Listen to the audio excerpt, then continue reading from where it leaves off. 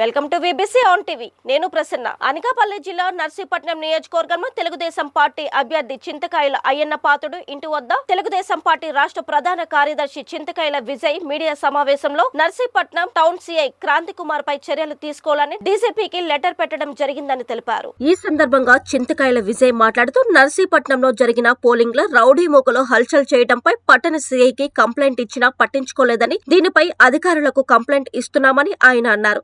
విధంగా జరిగిన ఓటింగ్ సరళిలో మహిళలు, యువత విదేశాల నుండి హైదరాబాద్, బెంగళూరు, చెన్నై నుంచి ఓటర్లు వచ్చి స్వచ్ఛందంగా ఓటు వేయడంపై ఆయన స్పందిస్తూ నర్సీపట్నం నియోజకవర్గంలో 84% ఓటింగ్ జరగడం అన్నది చారిత్రకమైనదని, ఈ ఎన్నికల్లో అయ్యన్న పాత్రుడు 25,000 మెజారిటీతో గెలుస్తారని తెలిపారు.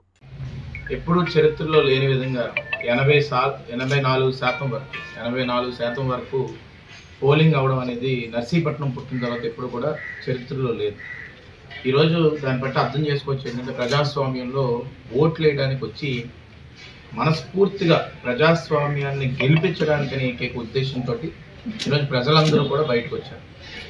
దీంట్లో మీరు అబ్జర్వ్ చేస్తే బెంగళూరు నుంచి కానీ, హైదరాబాద్ నుంచి కానీ, దూర ప్రాంతాల నుంచి కానీ ఎంతోమంది నాకు రోడ్ల మీద కనబడ్డారు, పోలింగ్ బూత్ల దగ్గర కనబడ్డారు. ఇదే జనరల్ ఏజెంట్గా నేను తిరుగుతున్నప్పుడు నాకు ఎంతోమంది కనబడ్డారు.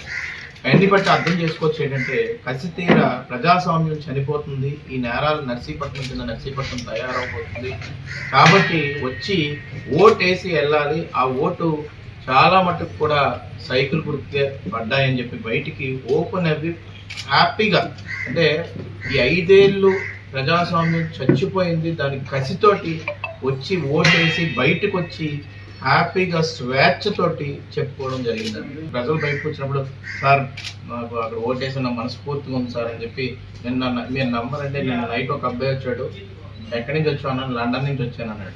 లండన్ నుంచి రావడం ఏంటంటే ఇప్పుడు ఒకటి ఏమైపోద్ది అంటే లేదు సార్ కంపల్సరీ పెట్టుకొని మరీ వచ్చాను లండన్ నుంచి, నేను ఓటేయడానికి వచ్చానని చెప్పేసి అన్నాడు. ఎందుకంటే అక్కడి నుంచి చూసినప్పుడు నాకే బాధ అనిపించింది, అసలు ఆంధ్ర రాష్ట్రంలో ఎలా పోతున్నారు సార్ మీరు అని చెప్పేసి.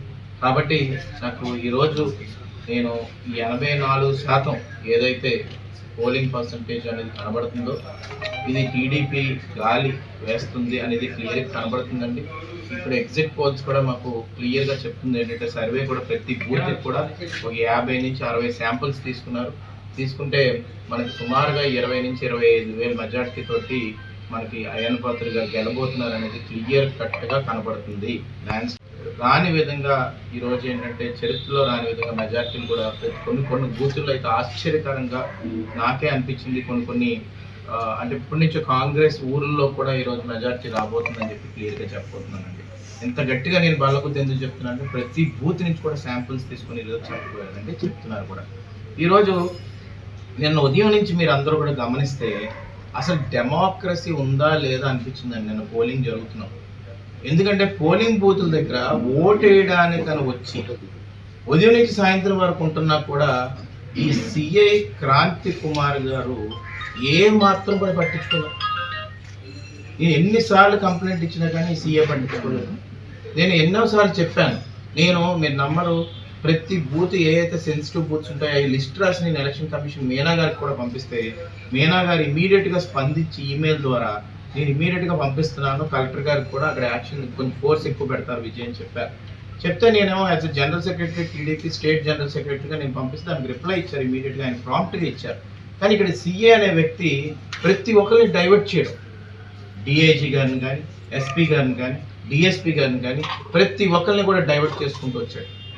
స్మగ్లింగ్ కడ్డా కాకుండా, గాంజాయి కడ్డా కాకుండా నర్సీపట్నం అభివృద్ధి చెందే నర్సీపట్నం కింద ముందుకు తీసుకెళ్ళి వీళ్ళందరినీ తీసుకెళ్ళి సెంట్రల్ జైల్లో పడైపోతే మేము ఆ ప్రభుత్వం నడిపే విధంగా మేము నడిపిస్తామని చెప్పి సందర్భంగా చెప్పదలుచుకున్నాం. ఎందుకంటే అసలు ఇంత ఫ్రీగా వదిలేస్తారు మనుషులు. ఇక్కడ మీటింగ్ పెట్టించాడు ఈ అబ్బాయి, కానీ వీళ్ళందరూ ఎందుకు వచ్చారు అసలు? సిఐ ఇప్పటికీ నాకు దొరకలేదంటాడు. నిన్న కొంతమంది నేను అరెస్ట్ చేసిన డిఐజీని మ్యానిపులేట్ చేశాడు. అరెస్ట్ చేసిన వాళ్ళు కాదు, కానీ వాళ్ళ పేర్లు పెట్టి వాళ్ళే అని చెప్తున్నాడు. అంటే నేను ఒకటే కోరుతుంది అంటే ఇలాంటి సిఏలు లా అండ్ ఆర్డర్లో ఉండడం మంచిది కాదు. ఈ సిఏని ఇమీడియట్గా సస్పెండ్ చేయాలని డిఐజీకి డీజీపీకి లెటర్ పెట్టబోతున్నాము. దీని మీద ఎంక్వైరీ చేయాలి. ఈ ఎంక్వైరీ భాగంలోని ఇప్పుడు దాకా ఎన్ని దాంట్లో ఇన్వాల్వ్ అయ్యాడుతాను, వీళ్ళందరినీ ఎందుకు ఎంకరేజ్ చేశాడు, పోలింగ్ టైంలో ఎందుకు తను బయాస్డ్ ఒపీనియన్తో ముందుకెళ్ళాడు. తన పోస్టింగ్ ఎవరైనా ఇప్పించుకుంటారు, ఎమ్మెల్యే దగ్గరికి వెళ్ళొచ్చు, మంత్రి దగ్గరికి వెళ్ళొచ్చు, కానీ పోలింగ్ టైంలో ఎలక్షన్ కమిషన్కి పనిచేయాలి. మేము ఒక నమ్మకం మీద లా అండ్ ఆర్డర్ మీద సీఏ కంప్లైంట్ ఇవ్వచ్చు, సీఎం మీద మేము ఎలక్షన్ కమిషన్ కంప్లైంట్ ఇవ్వచ్చు, కానీ ఇప్పుడు దాకా ఇవ్వలేదు. ఎందుకు? నమ్మకం, పోలే లా అండ్ ఆర్డర్ నడుస్తుందని చెప్పేసి. కానీ లా అండ్ ఆర్డర్కి బ్లేటెంట్ వయలేషన్ చేసేటాను. కాబట్టి ఎట్టి పరిస్థితుల్లో కూడా ఆ ఫిమేల్ ఓటర్స్ ఎవరైతే ఉన్నారో వాళ్ళు కూడా కంప్లైంట్స్ పెడతారు. ఎట్టి పరిస్థితులు కూడా వీళ్ళని కస్టడీలోకి తీసుకొని సరి అయిన శిక్ష కానీ మీరు విధించకపోతే, ఇప్పుడు తెలుగుదేశం పార్టీ నుంచి మేము అలా ర్యాలీలు చేసామండి. పోలింగ్ టైంలో ఎక్కడికైనా వెళ్ళి భయాందోళన గురి చేసామా? ఎందుకు వీళ్ళనే ఎందుకు చేస్తున్నారు? పోనీ వీళ్ళు ఏమైనా వైఎస్ఆర్సీపీ కార్యకర్తలు కానీ వైఎస్ఆర్సీపీ నాయకులని మీరు ఒప్పుకుంటారా? అదైనా చెప్పండి. పోనీ అది కూడా చేయకుండా ఈరోజు అందుకనే కంప్లైంట్ మేము పెట్టడం జరుగుతుందండి. ఈ వ్యక్తి ఎవరో వాళ్ళ ఎంక్వైరీలో జరుగుతుంది, అది వేరే విషయం. ఇది వెంకినాయుడుపేటలో జరుగుతుంది. ఇదేమో మా కౌన్సిలర్ భర్త గారు చింటూ. అక్కడికి ఈ రౌడీ షీటర్స్ అందరూ కూడా ఒక దగ్గర చేరి ఒక బ్లాక్ జీప్ వేసుకొని, ఆ జీప్ వెనకాల 15 మెంబర్స్ బైక్లు వేసుకొని వెంకినాయుడుపేటకు వచ్చారు. అసలు వీళ్ళకి వెంకినాయుడుపేటలో ఓట్లు లేవు, వెంకినాయుడుపేటలో వీళ్ళకి సంబంధం లేదు, వీళ్ళ ఇల్లు లేవు, వీళ్ళ రిలేషన్స్ లేవు. కానీ వీళ్ళందరూ వచ్చి ఏం చేశారంటే అక్కడ స్లిప్పులు లాక్కుంటున్నారు. ఒక అమ్మాయి వస్తే భుజం మీద చేసి ఆ అమ్మాయి దగ్గర స్లిప్పులు లాక్కున్నారు. దేనికేట ఓటేద్దాం అనుకుంటున్నావు నువ్వు అని అడుగుతున్నారట అమ్మాయిని. అమ్మాయి భయాందోళనకు గురయ్యి ఆ ఓటు వేయకుండా ఇంట్లోకి వెళ్ళిపోయింది. ఇది చెప్తే సీఏ అంటారు అందరినీ కూడా వెళ్ళిపోయి స్లిప్పులతో బెదిరిస్తున్నారు, ఇవన్నీ చేస్తున్నారు. ఇలా ఒక గ్యాంగ్ ఏమో ఒక దగ్గర నిల్చుంటారు, ఎవరన్నా వస్తే స్లిప్పుల్లో అనుకోండి వేధించడం. ఇవన్నీ కూడా నేను ఎందుకే క్లియర్గా చెప్తుంది ఏంటంటే, నేను నైట్ పేనార్పాలలో నేను ఎందుకు వెళ్ళానంటే ఆ సమయానికి అక్కడ కూడా సీఏ ఏమో ఏం యాక్షన్ తీసుకోడు. నేను బూత్లోకి వెళ్ళి ఓటేసిన సమయానికి కాల్ చేస్తుంటే అక్కడ మాత్రం వచ్చేసి ఇదండి అదండి అంటున్నాడు. కాబట్టి నేను డిఎస్పీ గారి ముందు చెప్పాను, he got collaborated with smugglers, ganja, ప్రతి ఒక్కరితో ఈ సీఏ కొలాబరేట్ అయ్యాడు. సీఏని ఇమీడియట్గా సస్పెండ్ చేయమని చెప్పి నేను క్లియర్గా చెప్పడం జరిగింది. దానికి ఈ లెటర్ కూడా ఇప్పుడు డిఐజీకి, డిఎస్పీకి, ఎస్పీకి, ఎలక్షన్ కమిషన్కి ఇవ్వబోతున్నాం. దాన్ని ఇమీడియట్గా సస్పెండ్ చేయాలా. దాంతోపాటు ఈ పోలింగ్ జరుగుతున్నప్పుడు ఎవరైతే రౌడీ షీటర్స్ ర్యాలీ కింద బయలుదేరి ప్రతి ఒక్క బూత్కి వెళ్ళి భయాందోళనకు గురి చేశారో వాళ్ళందరినీ కూడా కస్టడీలోకి తీసుకొని సరైన శిక్ష విధించకపోతే నేను చెప్తున్నాను, రేపు అసలు నర్సీపట్నంలో ఎవడన్నా బయటకు వస్తారండి ఓటేయడానికి? ఎంత దారుణమైన వ్యక్తులా వీళ్ళు. వీళ్ళకి ఏం సంబంధం అండి? వీళ్ళతో పాటు 2-3 కౌన్సిలర్లు తిరగడం ఈ రౌడీలతోటి. వీళ్ళు రౌడీ అంటే ఏంటంటే కాలర్ ఎగరేస్తున్నారు అనుకుంటున్నారు. రేపు ఎట్టి పరిస్థితుల్లో Telugu Desam party, Janasena party, BJP party ఈ 3 కూటమి కింద గవర్నమెంట్ ఏర్పడబోతుంది. అయ్యన్న పాత్రుడు గారు ఎమ్మెల్యే మంత్రి అవ్వబోతున్నారు. ఈ రౌడీ షీటర్లు ఎవరైతే ఉన్నారో వాళ్ళందరినీ కూడా భూస్థాపితం చేసేస్తాము అని చెప్తున్నాడు నాతో. ఎంత కామెడీ అండి. ఈ స్మగ్లర్స్తో ఈ సీఏ కొలాబరేట్ అయ్యాడు, ఇది నేను ఖచ్చితంగా చెప్పగలను. ఈ రౌడీ మూకతో సీఏ కొలాబరేట్ అయ్యాడు. పోలింగ్ బూత్ల దగ్గర తిరుగుతుంటే ఆపలేదు. వీళ్ళు రామారావుపేటలోకి వెళ్ళారు, జూనియర్ కాలేజ్ దగ్గరకు వచ్చారు, వెంకినాయుడుపేటలోకి వెళ్ళారు. ఇది పోలింగ్ జరుగుతున్నప్పుడు ఇదేం ర్యాలీ అండి? సీసీ ఫుటేజ్లో కూడా సీఏ డిలీట్ చేయబోతున్నాడు వీళ్ళు వెహికల్స్ వెళ్తున్న ఫుటేజ్ని. ఎందుకంటే డిఐజీ ఎంక్వైరీ చేస్తాడు కాబట్టి రేపు ఎల్లుండో. అంటే నీ సీసీ ఫుటేజ్ కూడా నీ సొంత ఇల్లా డిలీట్ చేయబోతున్నావు నువ్వు?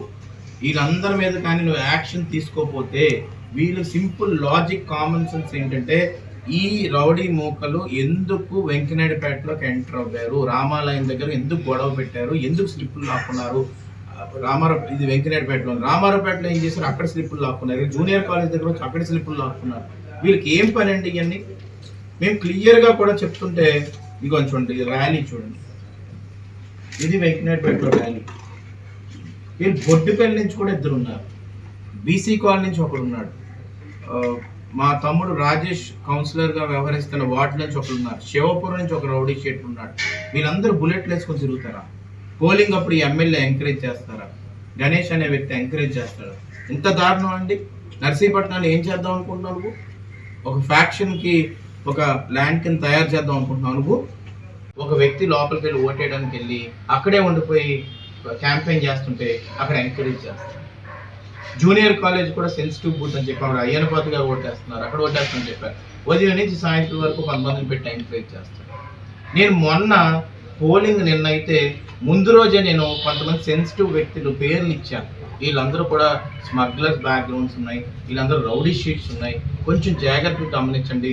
ఏ పార్టీ అయినా పర్లేదు, ఇర్రెస్పెక్టివ్ ఆఫ్ పార్టీస్ మీరు యాక్షన్ తీసుకోవడం లేకపోతే కస్టడీలోకి తీసుకునైనా పోలింగ్ సరిగ్గా సమయంకి జరిపించే విధంగా చేయండి అని అడిగితే ఆ సీఎం ఓకే సార్ నేను చూసుకుంటానండి అని చెప్పి నిన్న నాకు వచ్చిన సమాచారం ప్రకారం ఏంటంటే ఒక కాన్వేని అంటే ఫస్ట్ టైం నర్సీపట్నం చరిత్రలో జరిగిందంటే ఎప్పుడు కూడా ఈ గణేష్ ప్రెస్ మీట్ పెట్టినప్పుడల్లా ఒక మాట అనేవాడు, అయ్యన్న పాత్ర గారు వస్తే రౌడీజం వస్తుంది, అయ్యన్న పాత్ర గారు వస్తే ఇది వస్తుందని.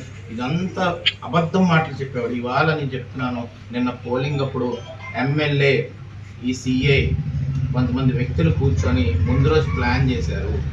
ఏంటంటే రౌడీ మోకల్ని ప్రతి పోలింగ్ బూత్కి పంపించాలి, భయాందోళనకు గురి చేయాలి, టౌన్లో పోలింగ్ తగ్గించాలని చెప్పి ప్లాన్ చేశారు. కానీ ఆ ప్లాన్ ఎక్కడ కూడా వర్కౌట్ అవ్వలేదు.